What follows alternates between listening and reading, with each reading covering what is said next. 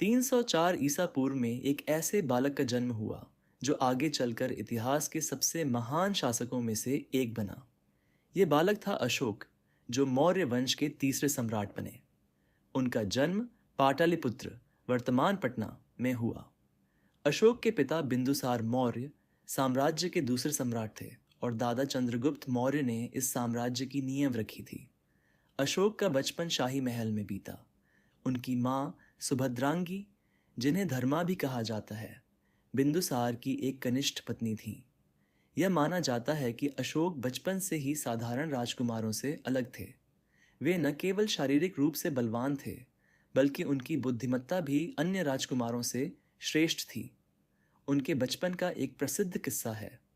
एक बार जब वे मात्र 10 वर्ष के थे, उन्होंने जंगल में एक शेर का सामना किया। बाकी सैनिक पीछे हट गए, लेकिन अशोक ने साहस और कुशलता से शेर को मार गिराया। यह घटना उनके भीतर छुपे शौर्य और नेतृत्व क्षमता का प्रमाण थी। हालांकि अशोक के भाइयों के बीच सिंहासन की दौड़ ने उनके बचपन को संघर्षपूर्ण बना दिया। बिंदुसार के लगभग 100 पुत्र बताए जाते हैं और अशोक उनमें एक थे।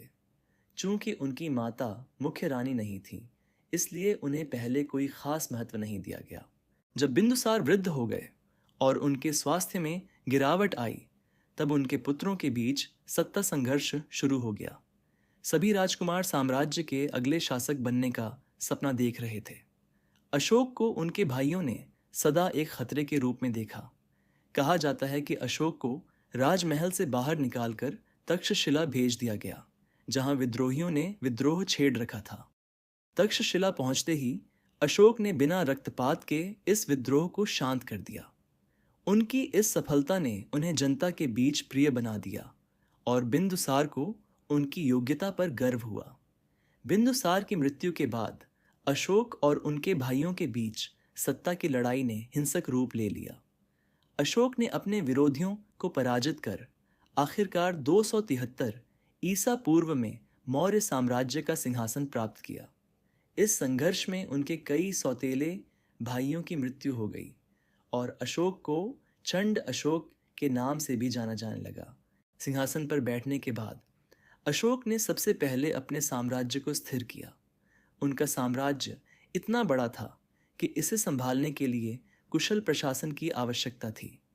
उन्होंने प्रांतों में अपने गवर्नर नियुक्त किए और न्याय व्यवस्था को सुदृढ़ किया।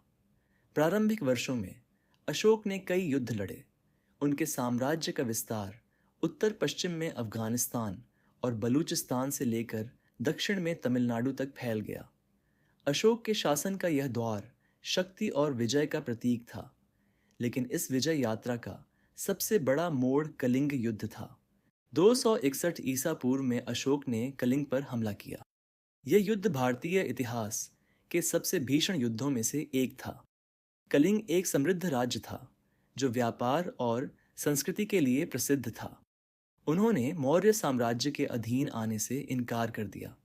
अशोक ने इसे अपनी प्रतिष्ठा का प्रश्न बना लिया और अपनी विशाल सेना के साथ कलिंग पर आक्रमण कर दिया।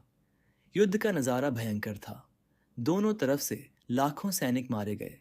कलिंग की जनता ने भी हथियार उठा लिए थे। अशोक ने इस युद्ध को जीत लिया, लेकिन जीत की यह कीमत बहुत भारी थी।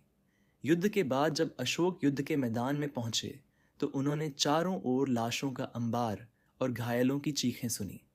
ये दृश्य देखकर अशोक के हृदय में गहरा परिवर्तन हुआ।